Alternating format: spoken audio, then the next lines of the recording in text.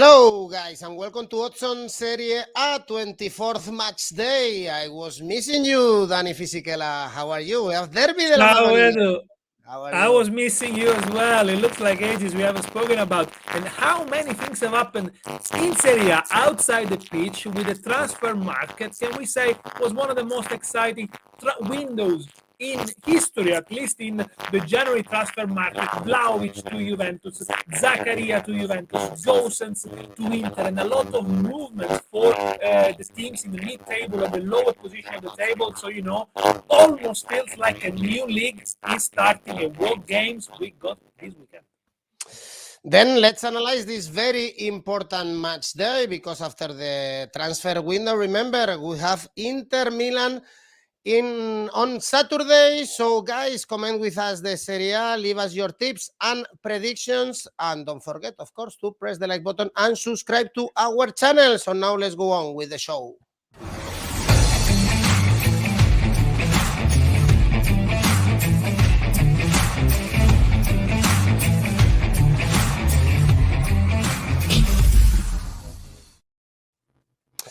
So, Danny, after this week resting with the CONMEBOL qualifiers, we are back on Saturday with Serie A, starting with Roma, Genoa, and we left it with Roma closer to the European spots, even dreaming probably with a Champions League spot already, although it's a bit far away, still 5 points away from Atalanta. They got an important victory against Empoli. They were leading 0-4 at halftime, with Tammy Abraham scoring, with Zaniolo scoring. So some green and positive things for Mourinho's men, and I guess we should expect another victory, because this Genoa looks doomed, no matter if Sheva is on the bench, if Blessing is on the bench, but no matter what happened, they are unable to score a single goal.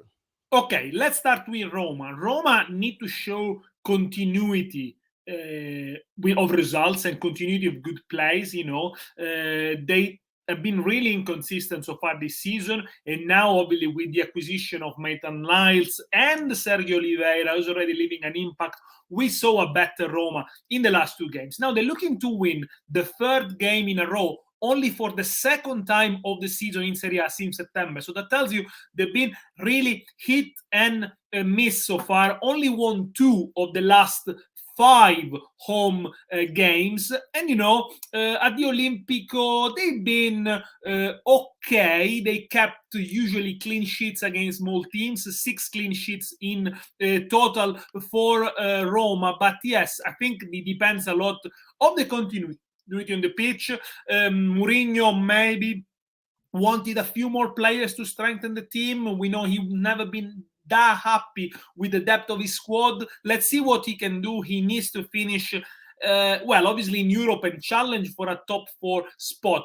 Tammy Abraham is the good news for Roma. Already 10 goals in Serie A. He's been scoring goals. And see if Zaniolo has a good second half of the season. He did really well at Empoli. Now they started the rumors about a potential move to Juventus. Juventus buys them all. I mean, come on, guys, have a break. But anyway, Genoa, the new manager, Blessing on charge. First game, forgettable, 0-0 against Udinese. Only 1 goal scored in the last 5. Ken Blessing, the guy who come from Ostend, can have an impact.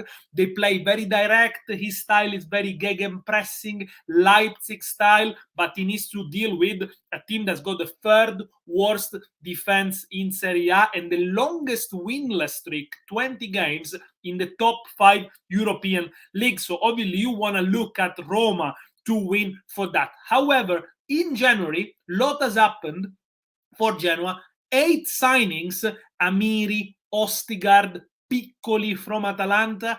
10 players out. Caicedo went to Inter. Parma got Pandev. So there's going to be a pretty much new team, and it's going to be a more physical and direct team. Roma to win 2-0 to 38. We have to be creative with this game if we want to have high odds. Roma to win 2-0, Roma to score in both halves, as Abdul is saying, if you want lower odds or combining in your ACCA, of course, Roma to win 1.4. This one should be straightforward for Roma. The next one is not. We have Derby de la Madonnina, Inter Milan. Partita Scudetto, 4 points away. Milan from Inter. We already had some comments, Danny, about the referee designation, Marco Guida. Milanisti, they are not happy with the referee for this game. And in the building up of this game, before the break, we saw Inter suffering, but I guess it's also positive when you are not playing well and you still get the results, like Inter against Venezia with Dzeko scoring the winner, also beating Empoli in the extra time in the Coppa Italia. But we cannot say the same for Milan. It looks like the title race is slipping away after that defeat against Spezia. They couldn't beat Juventus. That's why Inter is much more reliable, of course, and they are favorites for this game.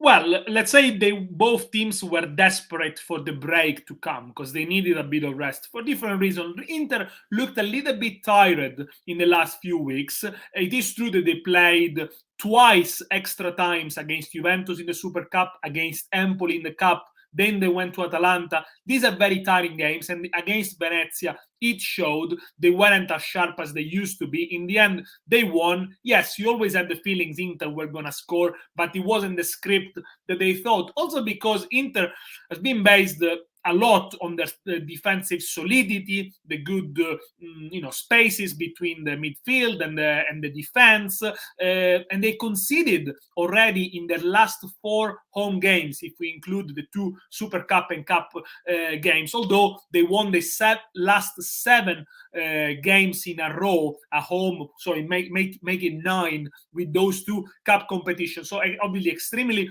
reliable at home. Let's see who comes in the best form. Inter are not completely. I mean, I think they got a better style. They played a better football, but it also has to be said that in the head-to-head against top teams, they haven't beat Milan, they haven't beat Juventus. Against Napoli was a tight game. Against Atalanta, 2 draws. So the difference has been made. The wins and the points picked up against the small teams. These are the 2 best attacks of Serie A. So it's not going to finish 0-0. So you can go already on the goals market and have a look. Last home defeat for Inter was last year in the derby when they played Milan and they lost 2-1, but it seems like ages ago. International break, we were saying. So Inter will have to do with Dzeko from the start, and then one between Lautaro and Sanchez. Both have a very good break because they score for the national team. Sanchez scored 2, Lautaro scored another couple, although Lautaro hasn't scored in the last 4 Serie A games. Now comes to Milan, very disappointing game against Juventus, 0-0, drab, boring, very few shots on target. Milan didn't really look very threatening, especially with their front man, especially with Leao, who had such an impressive start of 2022. So Milan are winless in the last 2. But also, I have to say, a little bit of bad luck because, against Spezia, there was a massive referee mistake. They didn't deserve to lose for sure. The defeat against Napoli at the end of the year didn't probably deserve to lose. That one. Bit of a doubt in attack for Milan. Probably Ibrahimovic is injured, although they do better, number says, when the Swede is not on the pitch. They got options. Kessié coming back from the African Cup of Nations, probably playing in the number 10 role instead of Brahim Diaz. But the real threat, the big threat for Milan, it's Leao and Theo Hernandez on that left flank, on the flank where Skriniar is going to operate. And now let's see, because this is going to be really threatening for Milan. Leao coming inside, Theo Hernandez overlapping. So this is where the threat is going to come. Let's see what Inzaghi is going to do there, if he's going to play with Darmian a little bit more defensive, or Dumfries to attack more. But, I think it's going to be a game, a lot of chances. Juventus were set up quite defensively against Milan. Inter won't do the same, although they go They go +4 in the standings and 1 game in hand. So a draw could do, but I don't think this is gonna be a cage one. Goals, as I said, I'm not gonna go for an outright market. Goals over 1.5 goals in the second half. So 2 goals or more in the second half, that almost doubles your stake. 191. Actually, the odds are quite low if you consider the 2 best attack of Serie A, as I said. Milan need the victory if they want to keep the Scudetto title hopes. Idris is going for Inter to win, don't even complicate it. He says player come also Inter to win, or Abdul Milan to score in the second half. That pays 1.9. So, and David is telling us penalty. For Is a who? good option. Milan is the team who had most penalties last year in Europe. For who, David? David is not very happy. Penalty for it, yeah, whatever. Penalty David is not happy for I know, because he's a Milan the fan. referee. It feels hard done by the referees. Very important game, of course. If Inter win this, the Scudetto is in their pockets. Again, let us know in the comments, of course, your tips for this game, the most important one in Italy. But still, we have another interesting game on Saturday. Fiorentina, Lazio, 2 teams that right now they are out of the European spots, but very close. And as you said, Danny, the big news in this Calcio Mercato is Vlahovic leaving to Juventus. His contract was about to expire, so the Viola needed to get some money, and they did. Remember that Fiorentina, they came to the break in a really good streak. It's true that they drew against Cagliari, but at home they are really strong. Last 6 home games, 5 victories, 1 draw, and Lazio is one of these teams that a lot of hit and miss, more miss lately. Only 1 victory in the last 4 Serie A games, and usually also a team that concedes a lot of goals. Yeah, it's true. And let's start with Fiorentina. Obviously, big news. They changed. They got rid of Vlahovic. They sold him to Juventus, to the enemies. Let's not go into the polemic of what should or should not happen.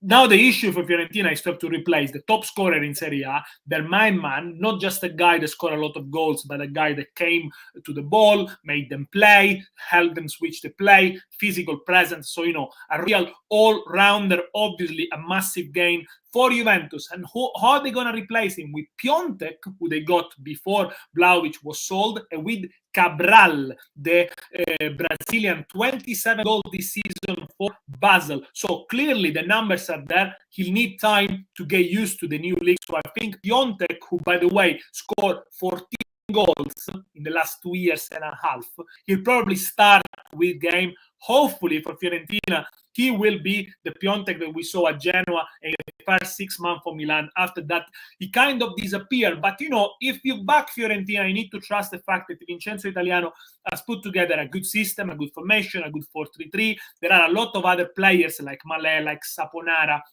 like the midfield as well, that really stepped up this season. Cristiano Biraghi already scoring 5 goals, the left back. So, the team has been rejuvenated. He's one of the teams that keeps the ball better in the opposition half, and also the great form at home. Joint best attack at home. They scored 29 goals so far at home. The average is 2.9, won 6 of the last 7. How are they going to do without Vlahovic?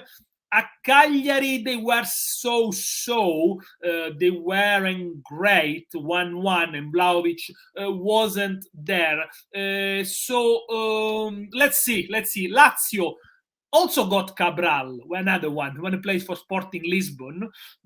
But I don't think Sarri is really happy. He wanted more players to build a project. He wanted to change the team. He needed a defender and a midfielder. He hasn't got any of those. And actually, probably the relationship with Lotito, with the president, now it's complicated because he's not really that happy, Sarri.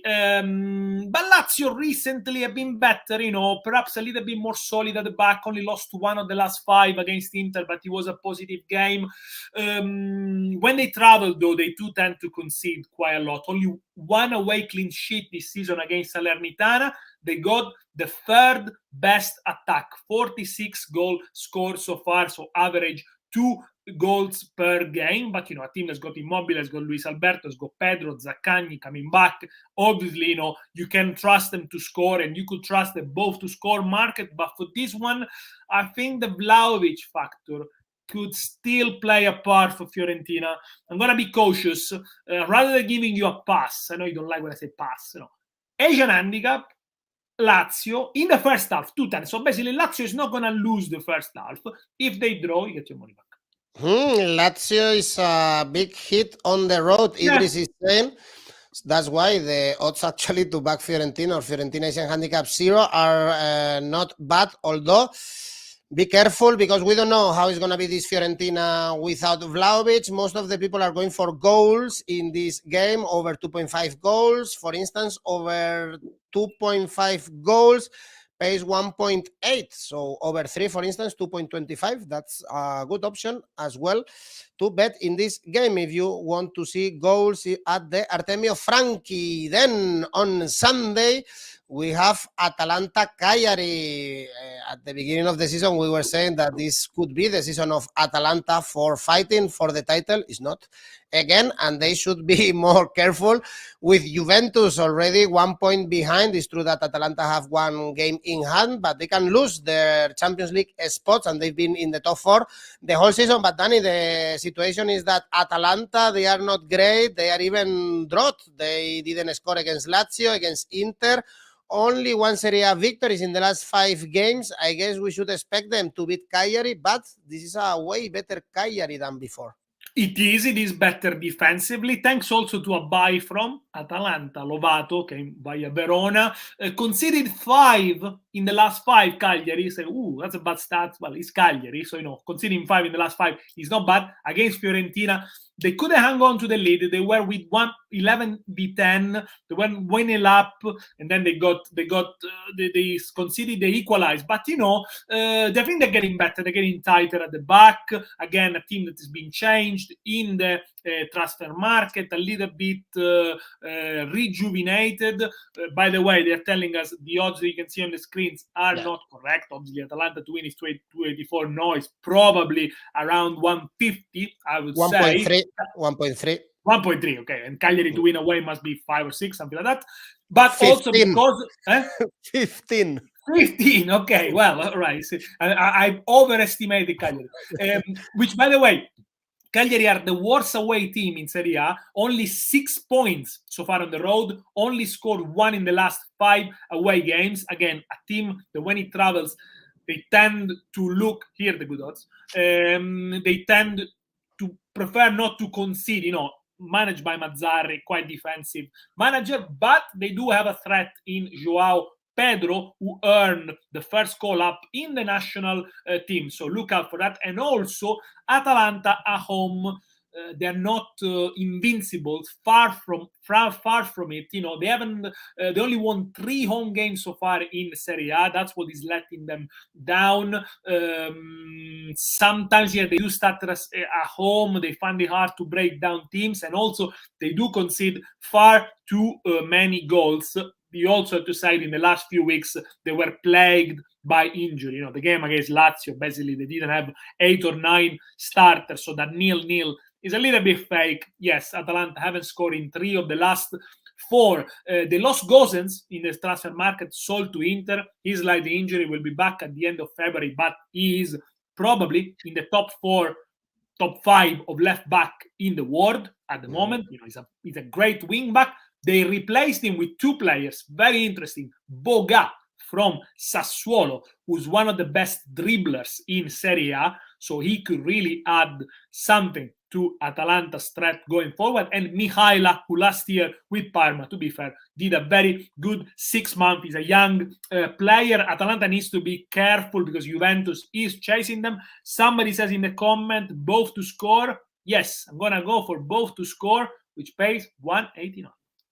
Both to score. Atalanta's form is concerning indeed. They are the 12th in the home standings.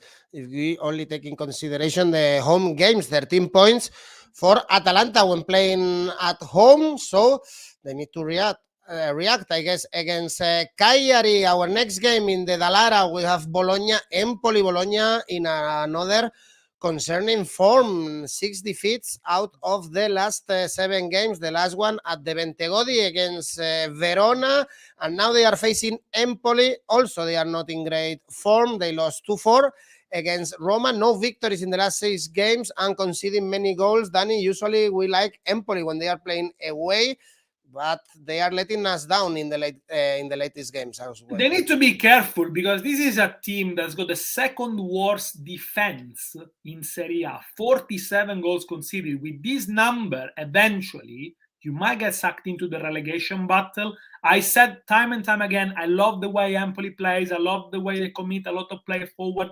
They shot a lot of shots on target, a lot of possession. But in Serie A, you need to keep it tight as well, because they conceded 17 in the last 5 games, and now the results are starting to show. No wins in 6 for Empoli, only 2 clean sheets so far in 23 games. They score a lot of goals, it's true. They score 8 goals more than Bologna, 3 goals more than Juventus, this Empoli side, but it's also about the lack of experience. A lot of players have never played in Serie A. They've done so well under Andrea Azzoli this season, but this is really could be a turning point for Empoli if they get sucked into relegation battle. They sold one of the most promising young players in Serie A, Ricci, to Torino in midfield. They needed a new left back in the transfer market, so they got Kakashi from Belgium, the left back from New Zealand. So they got a few injuries to deal with as well. Let's see how they go with it. They still go with the 2 up front with Pinamonti and Cutrone, which is obviously very exciting and promises goals. But Bologna, as you mentioned, they desperately need a win. 3 straight defeats at home for Mihajlovic men. They lost deservedly at Verona. They took the lead and then they set back too defensively. You cannot do that against Verona, which is a team that is going to keep going until the very end. And they won the game and they deserved it. Same game they did when they played Cagliari away, score early and then defended. At home, Bologna, it's not great. Goal difference is 0. So, they tend to concede. So you could go both to score. I don't think it pays overly. It's not an over-exciting odd, because considering that Empoli often finds the goal, often is above to score in the first half in an Empoli game.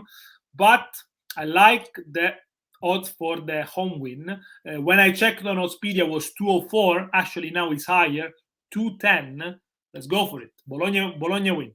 Bologna to win. Idris is going for the corners for Empoli to hit 5.5 corners. If we go for the goals market, as David is suggesting, we have over 3 goals here. Odds are 2.09. Also player, both teams to score in this game, with Empoli so leaky and also so good going forward.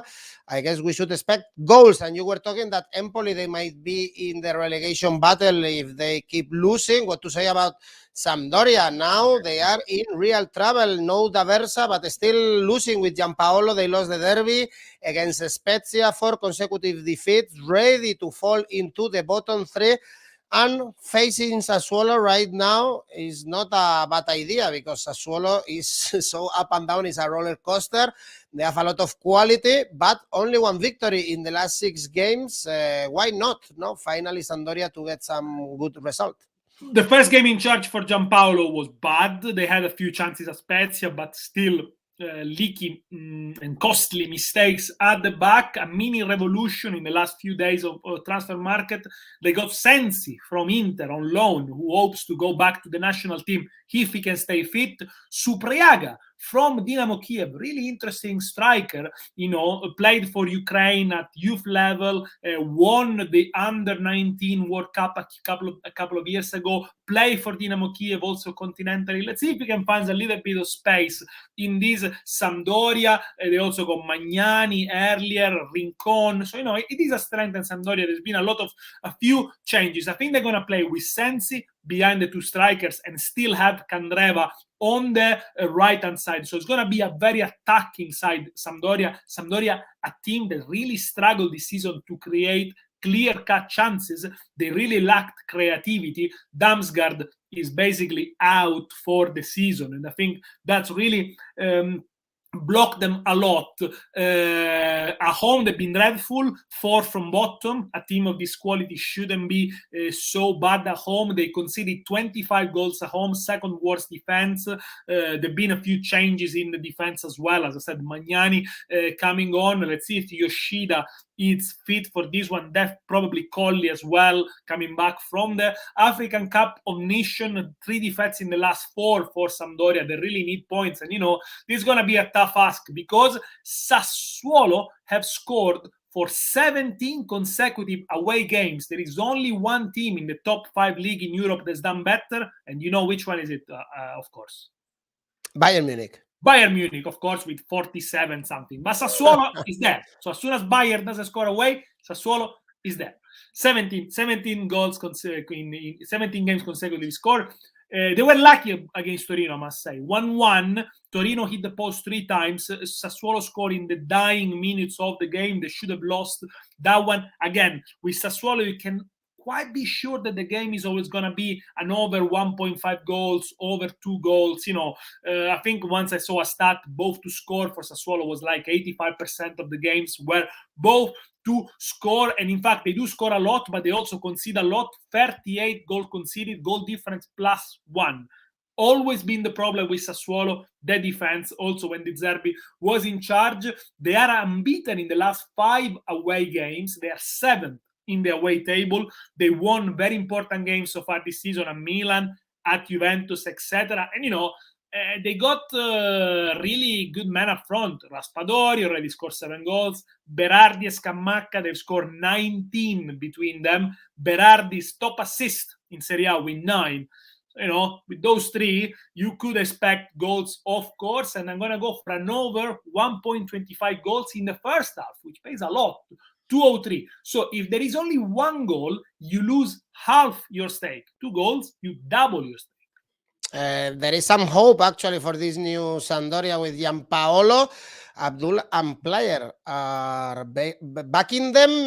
We have good odds because Sassuolo, they are favorites. So if you go for Sampdoria, or Sampdoria is in handicap 0, if you want some insurance, you will find good odds. Sampdoria in trouble and ready to fall into the bottom 3. Also, Venezia, they are right now marking the safety. Actually, only 1 point ahead of Cagliari because they haven't won in the last 9 games. They lost 2-1 against Inter. They were this close to get a point in San Siro. And of course, I guess we should expect another defeat because they are facing Napoli. And Napoli, they have to win, of course, because we have the Derby della Madonnina. So it can be a good match day for the Partenopei. This is a key moment for Napoli because they play Venezia away. Yes, there is the derby. And then the following Saturday, there is Napoli-Inter. And while 8 teams in Serie A, they're going to play Coppa Italia midweek, Napoli is being kicked out by Fiorentina. So they're going to rest. And this is the best preparation for the Inter game. So this is crucial for Napoli. They could go back into the fight for the Scudetto. Why not? Let's not forget, Napoli -4 with Inter. Inter has got 1 game in hand. They go and play Venezia, who are, it's a team that's getting a lot of compliments, a lot of good reviews, if you like, because, newly promoted players who never played in Serie A before, but it's only 1 point above Cagliari, and it's already worrying time for Venezia, a team that hasn't won at home in the last 6. They got the 3rd worst home defense. They haven't really strengthened the defense in the January transfer market. Actually, they bought another striker, Samé, for young boys, which we mentioned a lot in the videos with Alvaro. It's been injured though since May. He's got a ligament injury, but if he shows a bit of form, he could guarantee goal. But I think the problem for Venezia are obviously at the back. Napoli, only 1 away defeat so far this season against Inter when they had also a lot of injuries and maybe they were a little bit unlucky in the late stage of that game. They got the best defense in Serie A still, 16 conceded, only 8 goals conceded away. And they only conceded 1 goal in the last 3 away games at Juventus, where again, they had a lot of injuries, but they played really good football. Now Spalletti is getting all his main man back. He should get, well, obviously, apart from Zambo Anguissa, who's playing in the final or semi-final of the African Cup of Nations. Osimhen will be leading the attack again. Lozano, though, picked up an injury with Mexico, shoulder injury, is going to be out for a couple of weeks. But all the main men, Fabian Ruiz, Rachmani, Mario Rui, they're all back. Insigne is back. Mertens is playing again and scoring again. They did well against Salernitana. We saw a very convincing win. I think it's all about the rotation for Spalletti. He will rotate players. He will make sure everyone is fit and ready. This could be a good chance for Napoli. Napoli to win, 152. I don't like it, too low. Napoli Asian handicap, -1, 186. We saw a very good Napoli, for instance, playing against Bologna, the Dallara away, and we should expect them to beat Venezia. We stay close to Venezia, actually, in Udinese. Torino, this one is a tough one to call. We have Torino favorites because they are playing great, but especially at home, away, only 2 victories during the whole season, and Udinese, Dani, is one of these teams that can get in trouble. Actually, if they don't react. They got only a point against Genoa, they lost against Juve, Atalanta. You didn't understand the change of manager, and it didn't change many things, actually. No, not really. I mean, they still struggle to score. They still struggle to create clear-cut chances. It's a good organized team, but you always wonder, with the quality they got up front, players like Deulofeu, Success, Beto has a good impact in Serie A, Molina, who plays for the Argentinian national team, could they try a little bit more and go forward a little bit more? I think it is a team that, yes, of course, is a little bit weaker from last season, for sure, but they shouldn't be in the position they are. And usually Udinese games are frankly quite dull, with some exceptions. They got Benkovic from the Premier League. They got Pablo Mari from the Premier League in this transfer market. Pablo Mari barely played with Arsenal, to be fair. Only scored 2 goals in the last 3. Udinese, 0 shots on target against Genoa, one of the dullest games you will ever see. Only 3 wins at home so far for Udinese, negative goal difference. After all, is the same story as last year, really. Now, what comes with Torino? Torino are one team when they play at home, one team when they play away. Away, they got the 3rd best away defense, 10 goals conceded, although for this game they are without Bremer, who's the best defender, who's suspended, but they don't score enough. They only score 6 goals away from home. Worst attack of Serie A. They won the last one away, of course. They won the last one against Sampdoria away, deservedly. I think it's because missing a proper striker, proper number 9. Obviously, Belotti has been injured. Sometimes when you play away and you have to play a little bit more on the counter, I think that affects them. Sanabria is doing great up top, but it's difficult sometimes for them. I think this is going to be a cagey one, maybe low-scoring game. Only 1 clean sheet so far. The show is live, so someone is calling me.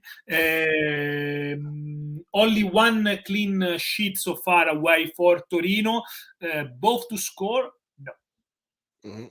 It's Chofi, Danny, that he knows that you don't like him. Chofi, yes.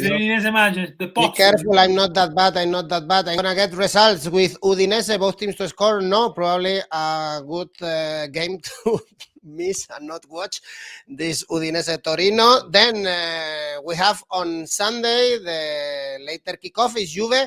Verona, Juve, they are getting good results lately. That dull draw also that you mentioned before against Milan, but now they are only 1 point away from Atalanta, from the Champions League spots. I guess with Vlahovic, we should expect Juve also to be in the top 4. Now is the moment of the truth for them. They have the Copa, they have the Champions League, they have reinforced the team. They are beating the smaller teams lately, and I guess they won the vendetta because if you remember, Danny, they lost at the Bentegodi against Verona with Simeone scoring the goal. But be careful because this Verona, they are not bad and they are not in a bad form. They can give you a headache if you are not prepared for the game. Absolutely, and they will go for it. They will try. They got the goal scorers. Simeone is suspended today, but I look at the stats. In the top 20 goal scorers of Serie A, there are 3 Verona players, Simeone, Caprari and Barak, and 0 from Juventus. We're talking about the top 20 goal scorers in Serie A. Juventus have got only the 11th of Serie A. If you look at the game against Milan, that was desperate cry. We do need a striker. We do need Vlahovic. And they went in and buy it. And hopefully for them, Vlahovic will provide the goals that will help them qualify for the Champions League.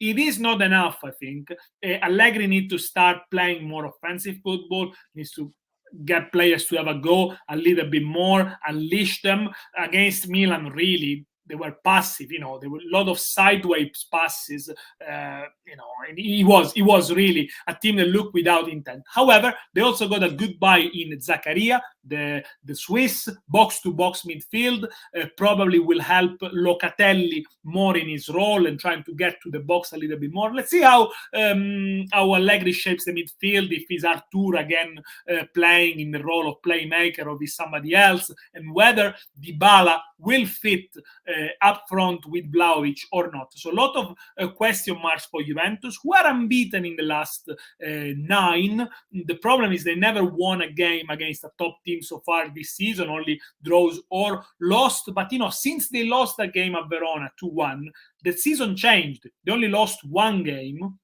against Atalanta home 1-0, then maybe they didn't deserve to win. And actually, if you look at the points tally, they are pretty much like Inter. So, don't write Juventus off just yet. See what kind of impact Vlahovic is going to have. Verona scored 9 goals more than Juventus already. They have been good lately away, 3 wins out of 4. They don't clip clean sheets away, always consider away. And I said they got that goal scoring attitude, really. For this one, Juventus win could be good for the ACCA, but I'm going to go for the goals market. And, the bookies expect a lot of goals, over 2.75 goals, 1.99. Let's explain. If there are 3 goals, you win half your stake. Player cam is going for Juventus -1. I'm surprised Juventus, they cannot score even if they have a top striker like Morata. But it's strange. Because he's such a consistent guy. He scores all the time. Probably he gets another good transfer, 60-70 million. I don't know. His agent for sure is super good. I want an agent like Morata's one. Danny, and our last game is on Monday, Salernitana, Spezia. I'm surprised to see these good odds for Spezia. It's a team that now they are 8 points from relegation. They won 4 out of the last 5 games, including Napoli and Milan. Once upon a time, Thiago Motta was really close to be sacked. Yeah. But now Spezia are great, as I mentioned, and of course they are visiting Salernitana. If Tom Wren is always telling us bet against Norwich, I think you should tell us always bet against Salernitana. You will win 90% of your bets, and this is a good one. I'm not as brave as Tom Rennie, who got a few wrong, by the way, recently. I do also look at Tom Rennie's video. Spezia, obviously Spezia are slightly favorites on this one. They could win their 4th consecutive game in Serie A for the first time ever, so that will make history. I think Spezia also had a good degree of luck in some of the wins, as we mentioned, against Milan, for example, the big referee mistakes. But credit to Spezia, they always give it a go. I think they are the exact opposite of what Udinese are for sometimes, although Spezia are less experienced as a team.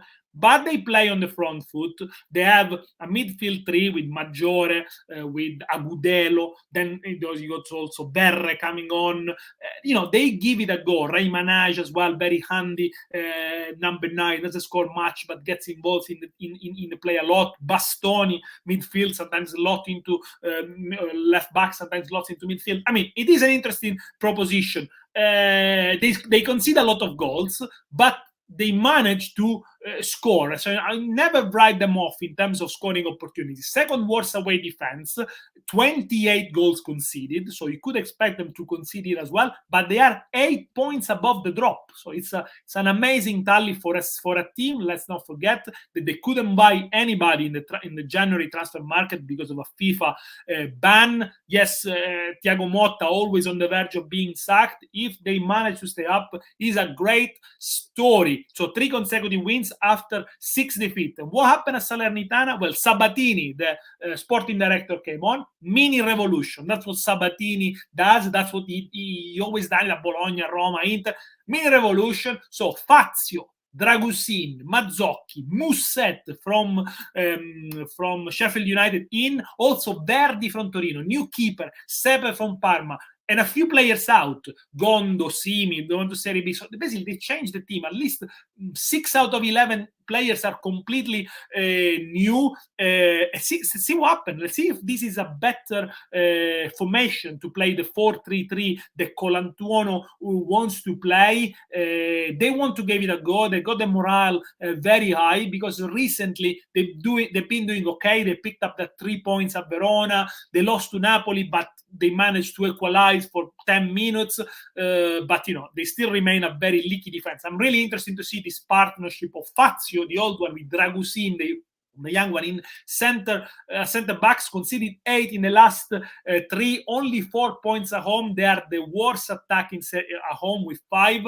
To be saved, at least they need 25 points in the next 16 games. It will be the story of the year. I'm going to be really, really cautious on this one because I think it could go either way. I'm going to go for an Asian handicap for Salernitana in the first half, which pays 214. So basically it says, if Salernitana wins the first half, you win 214. If they don't lose it, which means they draw, you get your money back. You are very optimistic, Danny, with Salernitana. 8 points away from safety right now. Well, it would be a good story, of course, and they have to start winning this game. They won at Verona, but also the odds for Spezia are quite good. 2.5. Then this is it. All 10 games analyzed. Next week we have quarterfinals of Coppa Italia, Danny, but still, as we are seeing here, we want to know your ACCA for this weekend. Okay, so 5 games, as always, which you're going to see on the screen right now. Fiorentina, Lazio, both teams to score. Atalanta to win the first half at home against Cagliari. Bologna, Empoli, both teams to score. Napoli to win at Venezia. And Juventus, Verona, both teams to score. The total odds, 12.39. Great, Danny. I see you well rested. You also took the chance in this break to rest, like Inter, like Milan. And we are really looking forward to watching that Derby della Madonnina on Saturday. Thank you, Danny. Thanks, everyone, for watching. And, of course, still don't forget to leave your comments, to press the like, to subscribe, and to follow us because we will be back next week with the Coppa Italia and with Serie A. Ciao, Danny. Ciao, Edu. Speak soon.